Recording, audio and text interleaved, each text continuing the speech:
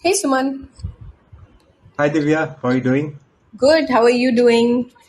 Doing good, thanks. Excellent. Do we want to get started Yeah, now? yeah, let's get started. Okay.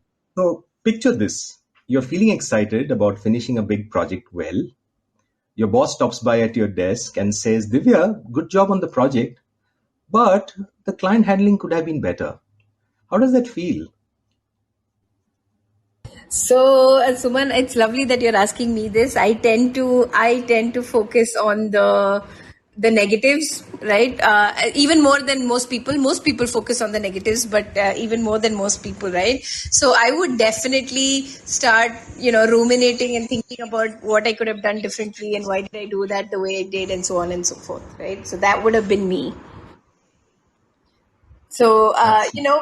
and let's talk about why that happens, right, Suman? We know that a lot of people I mean, not a lot of people, everybody tends to focus on the negatives, but what are your thoughts on it? Why? And Yeah, that's an interesting point. See, if you think back on what your boss said, he did praise you, right, for doing a good job. I mean, that should feel great, right? But he proceeded to tell you where you messed up.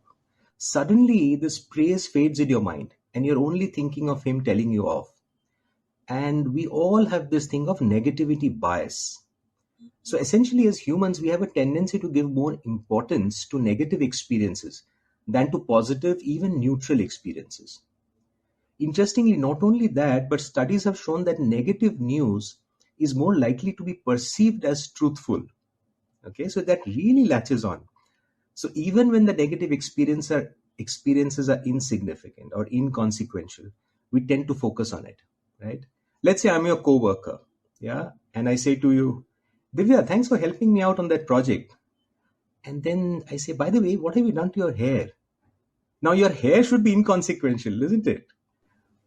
But it's not, yeah, right? nope, absolutely not. Yeah, absolutely.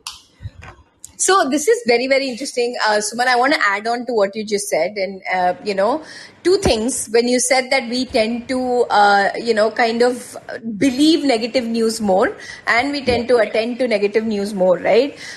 Because with the whole past history in behavior science and stuff, I think we've studied this in great detail, right? This whole Right. negativity bias, and there's Right. two things that, well, actually, lots of ways in which it plays out, but over the years, right?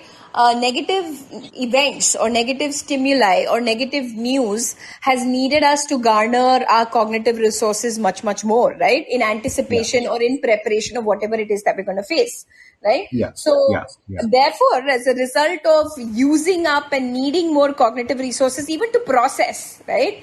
And Yeah. in preparation, our attentional, all of our attentional resources are directed towards that, right? So Correct. even on the Stroop test and stuff, you tend to attend more to negative stimuli than to positive ones, right? Because we've been wired that way. Let's kind of talk about, basically we've been wired that way. Yes. Yes. But Absolutely. in what other ways, Suman, and how much does this negativity bias impact us? In your opinion, let's take professional life, personal life, right? In what way, other ways can it? Hey, Sharji. Well, it can impact us pretty profoundly, right? So let's take an example. Let's say I just got my performance review at work. Now, overall, it was quite positive, and it mentions my strong performance, my achievements, all of that is good. And a few constructive comments point out areas where I could improve. Problem is now I'm fixated on those points, right? So rather than feeling good about the positive aspects of my review, I'm feeling upset and angry about those critical comments, and that tends to linger. And this happens everywhere, not just at work, right? If someone has an argument with their significant other, let's say, he or she starts focusing on all their partner's flaws, right? They ruminate, like you said, like over all of their imperfections. In their head, the smallest of quote unquote faults are amplified, and they find it extremely difficult to focus on the partner's positive characteristics.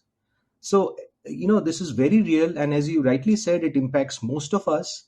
And sometimes uh, when we are giving somebody negative feedback, we don't realize the impact it can have on the other person, right? So this is real. This is very real, very powerful. Absolutely. Sharjeel, you want to come in here? Yes, hello guys, what's up? Hey. Hope everyone's having like a great Thursday. Yeah, so what I wanted to say was because we're talking about, how we take feedback, criticism, and negativity and latching onto it, context is so important, right? Like someone was saying in a performance review meeting, when that happens, it feels like you're not going to get a raise, right? You're not going to get that raise that you deserve because of this stupid thing that they didn't tell you about before this performance meeting, which kind of a little bit annoys me. But if you were to do it in like on a random Monday, I'm like, hey, dude, you could have handled it better. I also feel like there's this need for people to tell you immediately without, like immediately after the meeting, here's what happened well, here's what happened wrong. If you give some time in between that, just like you can't go back in time and change things. I've realized this the hard way, right? It's impossible to go back and change how I've behaved. And usually it means that 1 2 hours can go by without getting or giving that negative feedback before that impact really comes in. So I think it's very important to not give negativity immediately after positivity, because usually it can wait. That's my thought on that. Yeah, so I And that totally is, agree with you. yeah, Yeah, I totally agree with Shajil. We should not sandwich praise. We tend to do that, right? If you want to praise someone, just do that, and they will walk away feeling great about it. There are no buts, right?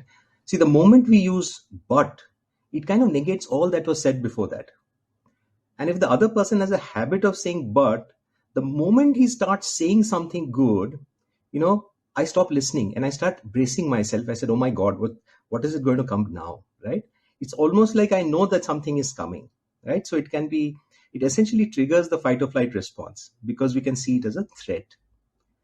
So because the negative bias is so powerful, we need to be more mindful about giving negative feedback.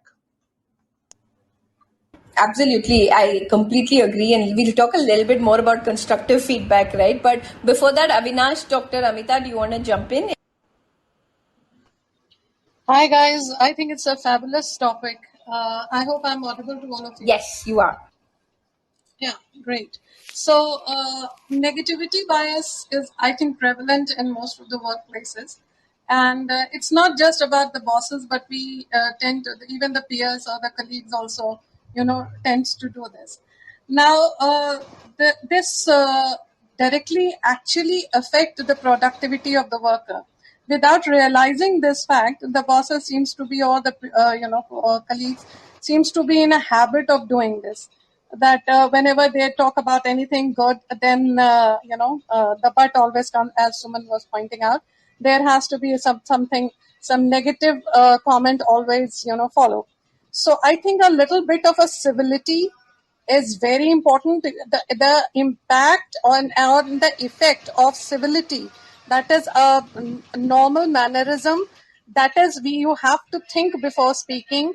It's not just about negative feedback, it's about anything, because what is happening here is you're affecting the productivity of a worker by giving all these negative vibes. So I think the civility is one of the most important thing that we should practice at the workplace.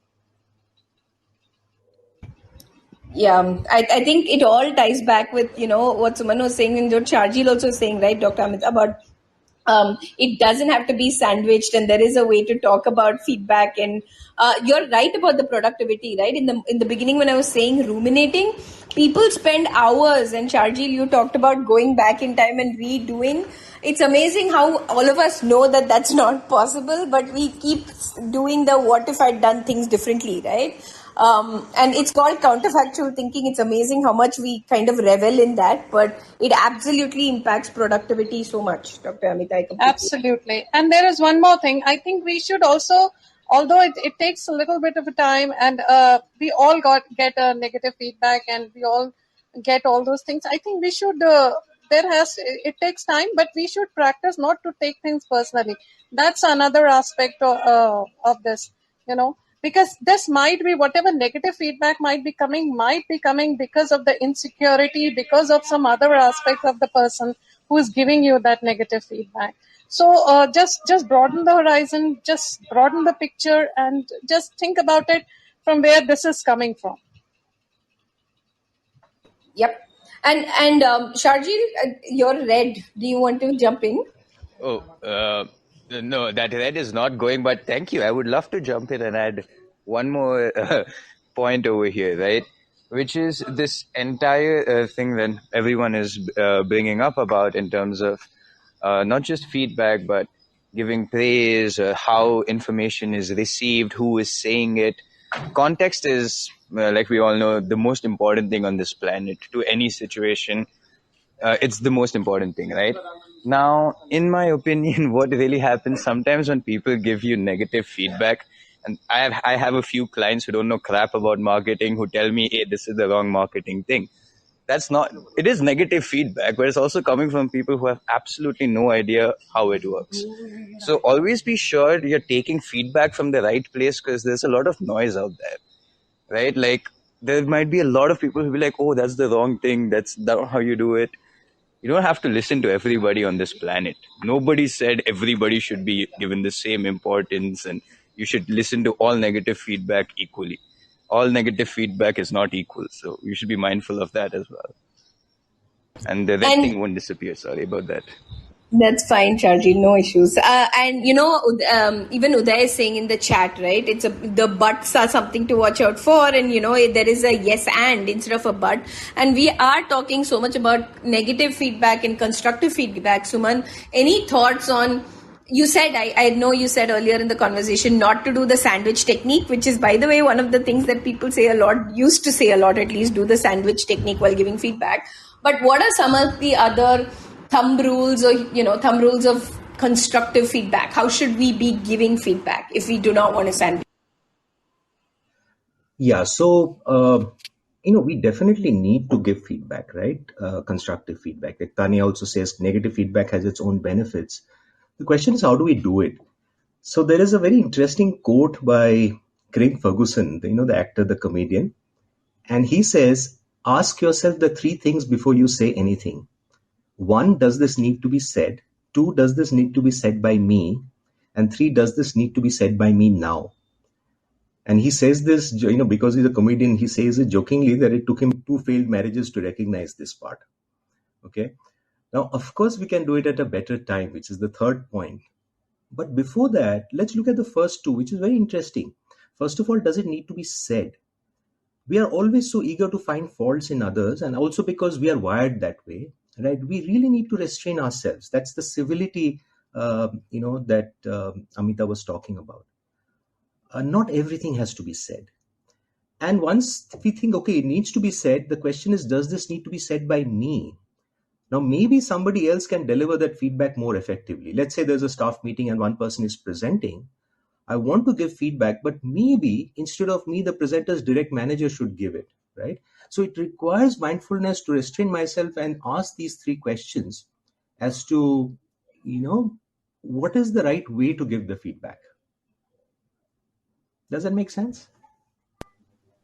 Yeah, absolutely, Suman. Absolutely. Anyone else wants to jump in, Dr. I think Suman is making an excellent point here. There has to be a way, giving a feedback. Feedbacks are very important. Feedback actually leads to improvement. We understand that, but then there are ways to say it. Whatever you're trying to say, there are constructive ways. Of course, there is a constructive feedback, which will actually encourage a person to act, to be better. So please, we have to keep it in mind, as Suman was pointing out, that we really have to think whether we need to say this or not. So think in your mind, you don't have to say everything, So the bosses or the colleagues which actually, at once jump at you, you must have seen, just say you have said something, the answer is ready, and that answer is negative all, that really, that leads to low productivity, nothing else. You're actually discouraging a good worker by doing this. Yeah, So we have to think absolutely. about, you're Yeah, discouraging the absolutely. worker who might be very diligent in his work, No, I completely and agree with you, Amita. yeah. In fact, I think a lot depends on the nature of the feedback also, right? So we said, one way is to give it at a different point in time, not sandwich it with the praise. But if it requires some discussion, yeah, better is to schedule it later. But if let's say it's a small thing and can be quick, one very interesting thing is to avoid the word but, right? See, we talked of fight or flight. The problem is certain words like that trigger the threat response. And it happens at a subconscious level. We don't realize it. That instead we can use and. So let's say, hey, the presentation went well, but you were late. Okay. As opposed to that, I can say, hey, the presentation went well, and you may want to be there a few minutes beforehand going forward. Or, hey, the presentation went well, but you should have prepared better. Instead, I can say, hey, the presentation went well, and you may want to prepare better for audience questions. Right? So essentially, I'm saying the same thing, but I'm consciously avoiding the word but. That also goes a long way in kind of making the other person receive it in a much better way. Yeah, Absolutely. I think the thing about the threat response is completely bang on, right? The but just negates everything that you've just said previously, because everybody tends to focus on the but. And it's a simple framing thing, right, Suman, what you're talking about, but it does work at a subconscious level, right? The way that you frame that information. And I like what Uday is saying also, right? Saying that our fascination with the term constructive feedback means coming out with things like sandwiching, right? Coming out with things like, giving feedback with positives so that it kind of butters the negatives, right? And like he said, puts a lot of pressure on us to be unnecessarily creative, which I think it's very, very fair. He says, just call it feedback, right? Not. Fair. That's a fair point. Yeah, that's a fair point. Yeah. Which I just have one also last. shows that very seldom we give constructive, positive feedback, right? By the moment we say constructive, it's like saying that, hey, okay, now it's going to come. I'm going to tell you what's really wrong. Yeah, the same goes for no offense, but I think this, oh God, I hate that language as well. Just say what you have to. You don't have to do whatever it is that you do. And it is my opinion that when feedback is given randomly, as opposed to there being a dedicated slot for it, it's very easy for feedback to be negative. I've always realized that negative feedback comes to you immediately for some reason. People are waiting to tell you how you messed up. Nobody's waiting to tell you how you did a good job, ever. Some bosses, some mentors really, really look after you that way, and they tell you every time you do a good job. Most don't. And on the flip side of this, it's also when you have these regular feedback sessions and these feedback loops in your organization, even if you're giving somebody constructive/negative feedback, they have a higher chance of taking it better because this is part of your routine. If it comes once in a blue moon out of nowhere, everyone's just going to feel horrible about it. And Sharjeel, it's very, very interesting because you can call think of a person who's honest, right? Now there is a dishonest person that can sometimes tell the truth, right? And there's an honest person that is honest most often, but then the minute that he lies occasionally can be called dishonest, right? It's just a way that it shows, it kind of makes the point that you were talking about, that even during impression formation, all it takes is a couple people overweight on the negatives, right, while forming judgments and impressions rather than the positives. So it's kind of screwed on both sides, where the person forming the impression is also focusing on the negative, and the person who's waiting to give feedback also focuses on the negative. You're like in a double whammy. But Suman, I'll let you close 40 seconds. Yeah. So I think feedback it's a great discussion, and feedback is a big topic by itself. Here the topic name is "You did a good job," but so I think all of us will benefit by remembering that it's really about mindfulness. Catch yourself saying the word "but," and if you are, then avoid doing that. Turn that "but" into an and essentially what you're going to do in the process is to make sure the other person doesn't get an amygdala hijack. I think that's a very important point. Yeah, and like that, there are many other words which we should avoid. But really, are we being mindful about that? So those would be my last words. Yeah, thanks, everyone.